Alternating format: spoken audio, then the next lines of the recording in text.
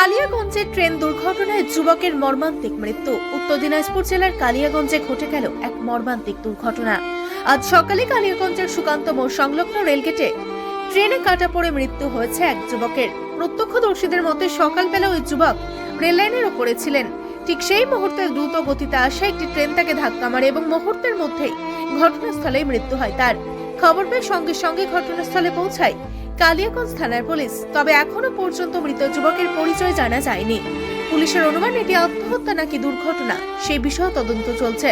স্থানীয় বাসিন্দারা জানিয়েছেন রেলগেটের আশেপাশের প্রায় লোকজন অসতর্কভাবে চলাফেরা করেন, যা বড় দুর্ঘটনার কারণ হতে পারে। তারা প্রশাসনের কাছে অনুরোধ করেছেন রেল লাইনের আশেপাশে আরো সতর্কতামূলক ব্যবস্থা নেওয়ার জন্য।